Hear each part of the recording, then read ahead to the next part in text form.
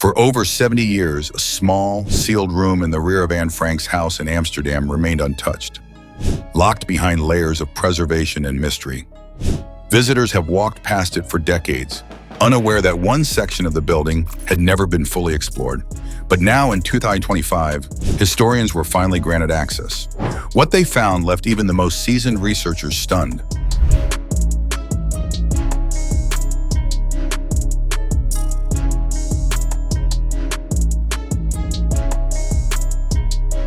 Hidden behind a false wall and preserved by time was a collection of never-before-seen personal items.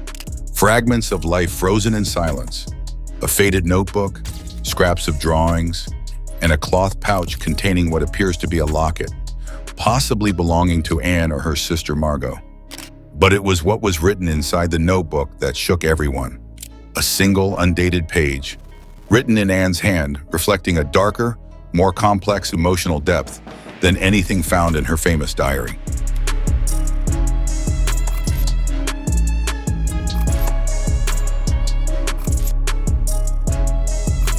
Experts say this discovery adds a powerful new layer to Anne's story, not just as a symbol of hope, but as a young girl grappling with fear, identity, and despair in her final days. One historian whispered after reading it, "It changes everything we thought we knew about her." The hidden door. In March 2025, more than 80 years after World War II began, a quiet construction crew in Amsterdam stumbled upon something extraordinary. They were mid-renovation in the Prinsengracht building, once home to the secret annex where Anne Frank hid from 1942 to 1944, when they noticed a curious structural anomaly. A small section of wall behind an old bookshelf, opposite the known entrance to the annex, sounded hollow under tap. A few bricks, newer than the rest, showed signs of being laid post-war.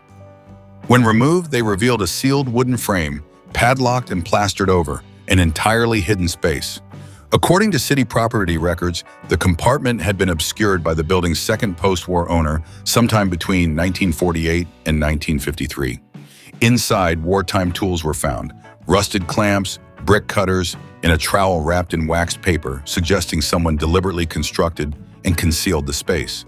The dimensions, barely 2 by 2 meters, offered no ventilation and no external access. It was a room not meant to be found. Emergency historians from the Anne Frank house, along with forensic architects from the Dutch Heritage Society, were immediately called in. After verification, the team issued a statement. "This is the first time since the house's conversion in 1960 that a new structure has been confirmed." For a building so studied, measured, and memorialized, it was a staggering revelation. It challenged assumptions, not just of layout, but of intent. "This changes how we understand the physical boundaries of fear," said curator Bram de Klerk, who oversaw the first scan of the room. "We never imagined a second hiding space could exist, much less one concealed within the heart of the annex itself. But a room is just wood and stone until it holds a story. The team hoped this hidden space would tell one. Within days, they discovered artifacts that might clarify what Anne and her family endured during their final days in hiding. Anne's final days, reconstructed. The sealed compartment, now dubbed the Lost Annex, quickly became the focal point for Dutch historians desperate to reconstruct the last few weeks of August 1944, a period still cloaked in mystery. The room contained mundane yet chilling clues: wrappers from rationed cheese, a pair of cigarette butts, and fragments of a German calendar. One crumpled page, dated August 3, 1944, was marked with the word Achtung in red pencil, possibly a signal, a warning, or a code. More startling was a page from a notebook, thought to belong to Otto Frank, Anne's father. The entry mentioned rising tension in the house and fears that a mouth too loose might undo everything. Experts believe it referred to a moment of betrayal or suspected exposure. These notes suggest the family sensed their arrest was imminent.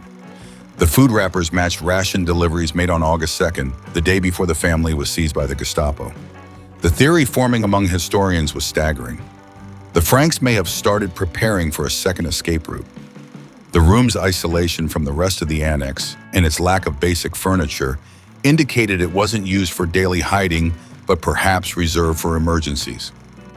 We now think this was a contingency space, said Professor Nienke Verstraeten, a Holocaust historian. It wasn't finished. It was feared. This possible backup plan alters the narrative we've known for decades. It hints at agency, desperation, and foresight. Anne's last days weren't passive, said researcher Martin Voss. She didn't just wait for the knock on the door. She watched, she reacted, she feared and prepared. But what Anne may have feared most wasn't the Nazis, it was betrayal. And within this hidden room, a small rusted box would surface, containing scraps of her inner world. Words that never made it into her published diary. New pages. Inside the base of the sealed space, tucked beneath a warped floorboard, lay a metal box roughly the size of a lunch tin.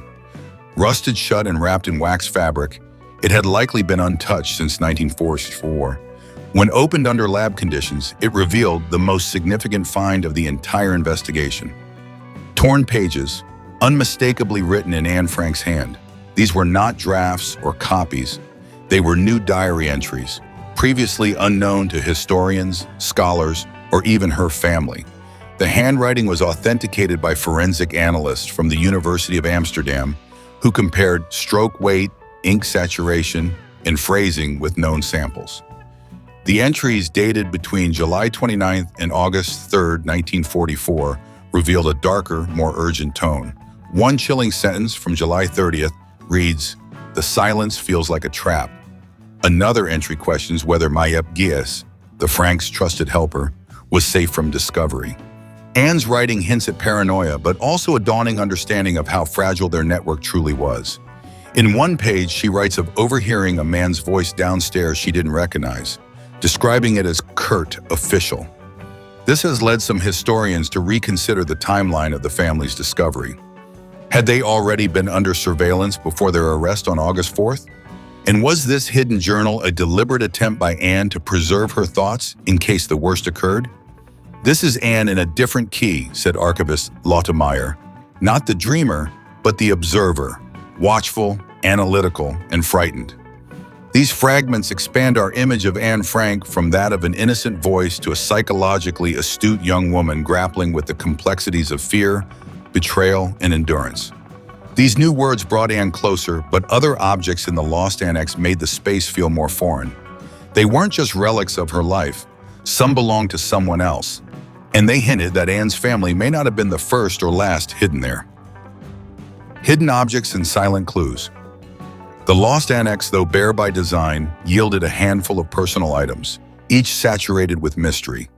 Beneath the cracked floorboards and within the sealed plaster walls, curators recovered a child's hairbrush, a folded tin Star of David badge, and a broken eyeglass lens.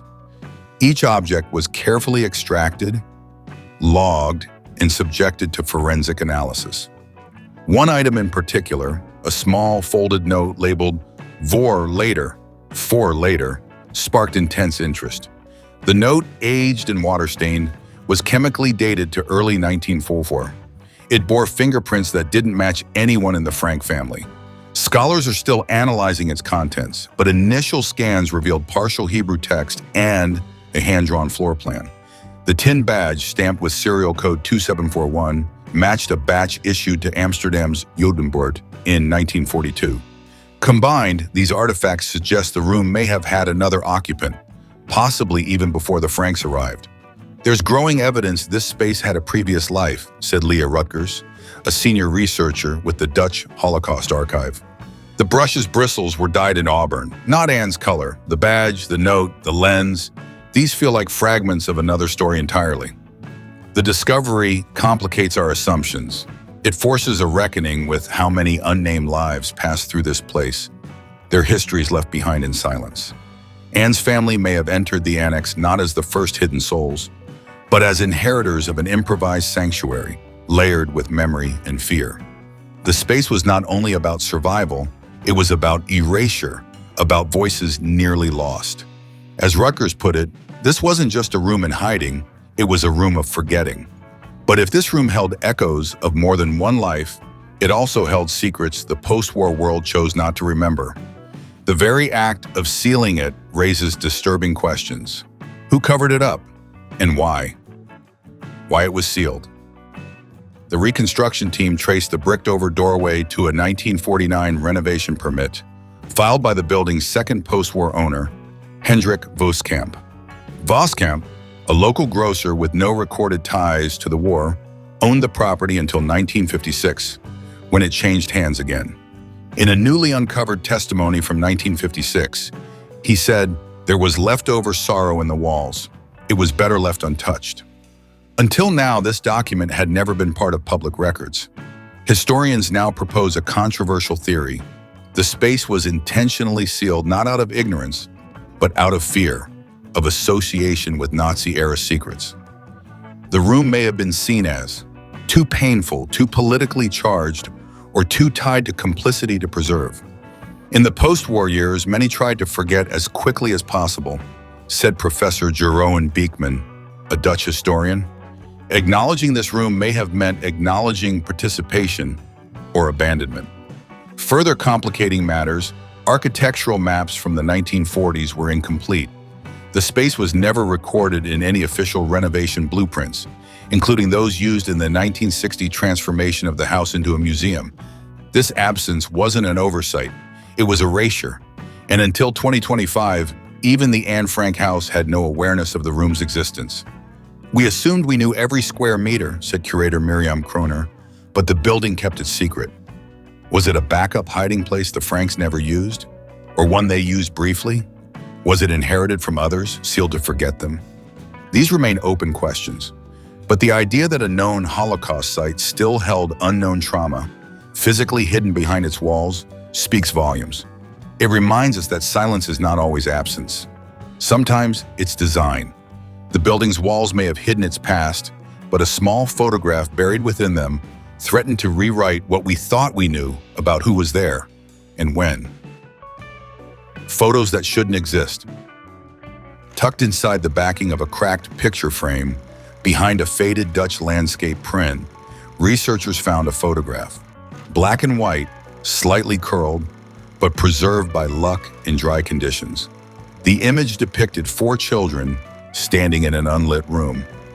One girl, centered in the frame, bears a striking resemblance to Anne Frank, dated in pencil on the back, June 1944. The authenticity of the image is still under forensic review, but early facial recognition scans give a 78% match with known portraits of Anne from 1941 to 1942.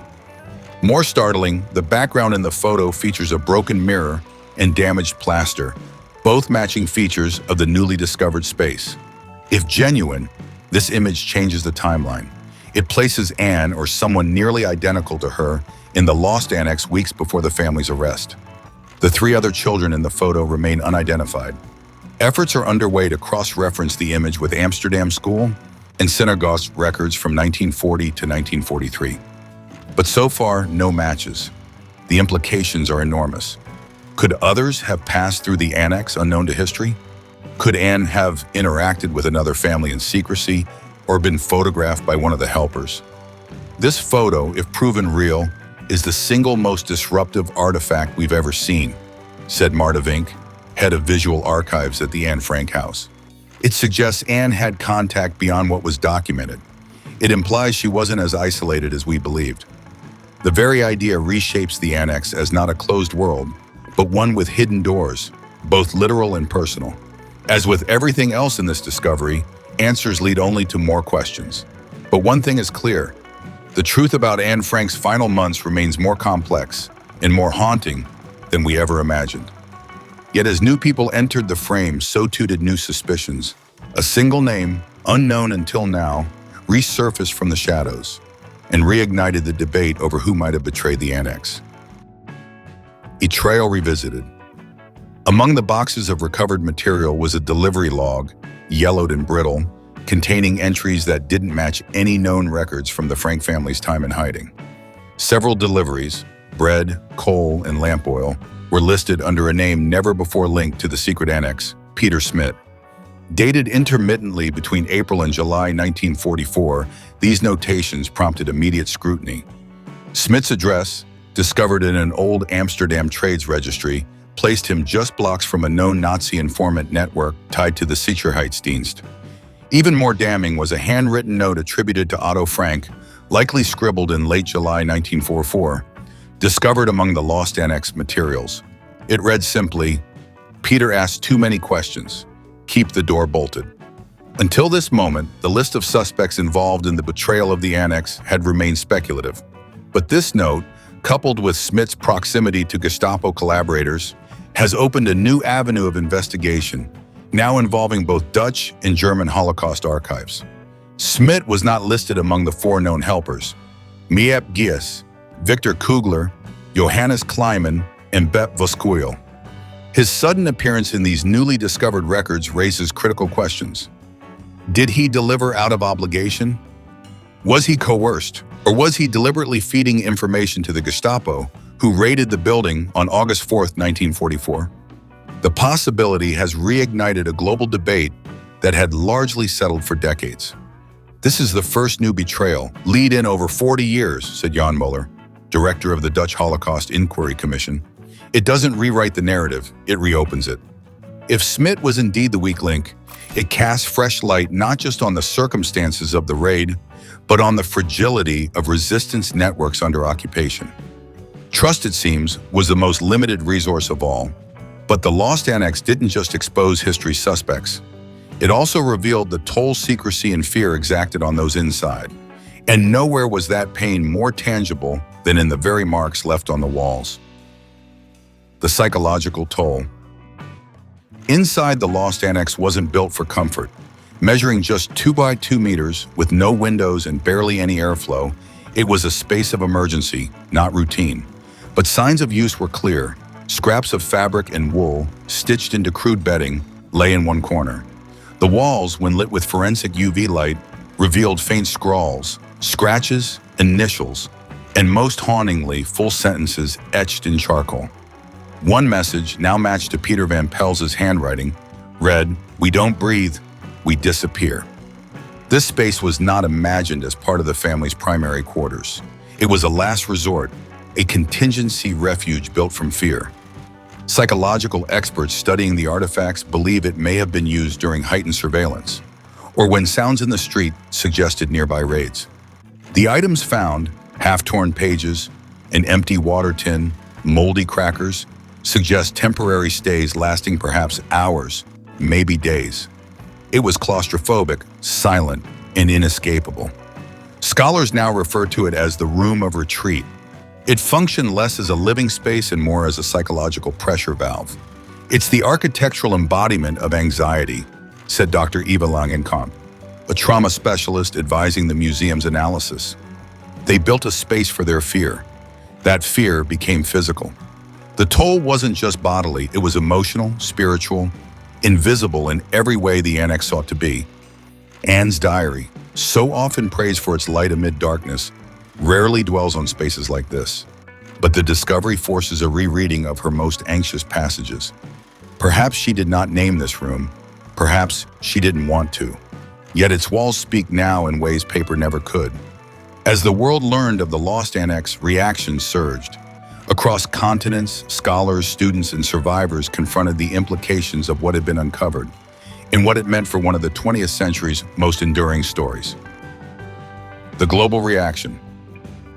The news broke officially on March 7, 2025, when the Anne Frank House issued a press release titled, "The Lost Annex Confirmed." Within hours, the announcement had spread across international headlines, prompting reactions that ranged from stunned silence to emotional outpouring. Museums in Germany, Japan, Israel, and the United States requested immediate access to the artifacts, and universities launched emergency fellowships to study the findings. Perhaps most moving was the grassroots campaign that followed.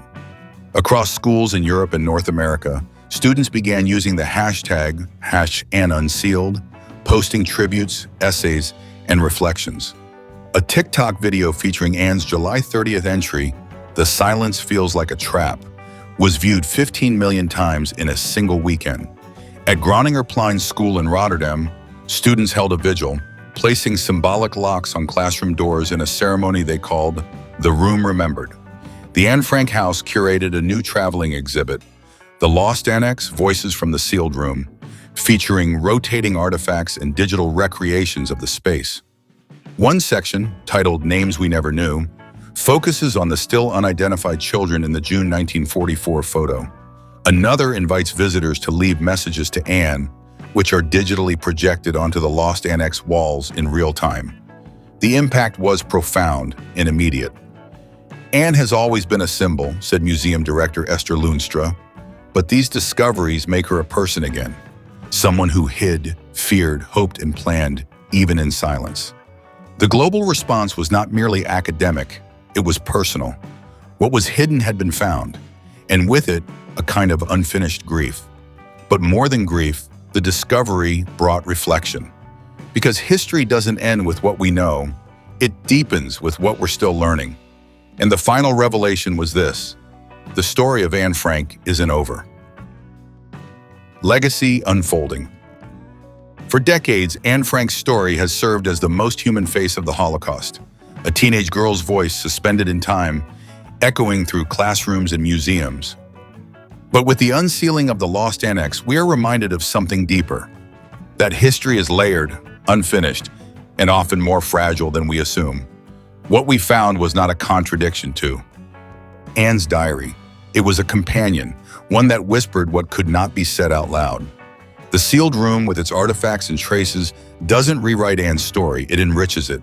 It reminds us that beneath every known narrative are hidden lives, unknown names, and untold fears. It teaches us that survival is not always visible, and that hiding sometimes takes place in plain sight. We didn't find answers, said Dutch historian Lena Brouwer. We found echoes. What happened between July and August 1944 in those final weeks may never be fully known. But the Lost Annex reminds us that even silence leaves a footprint. Anne Frank was not alone in her fears. And now, neither is her memory. The legacy continues, more complicated, more human, and more urgent than ever. And perhaps that's the lesson we take forward. That memory is not a monument, it's a door, and sometimes it must be unsealed. For decades, Anne Frank's story has served as one of the most powerful testimonies of resilience in the face of unimaginable horror. Her diary, written between 1942 and 1944, gave voice to the millions who were silenced. A young girl with dreams, fears, humor, and hope, trapped in history's darkest chapter. We thought we knew her. We thought the story was complete. But now, with the discovery inside the sealed room, we know better.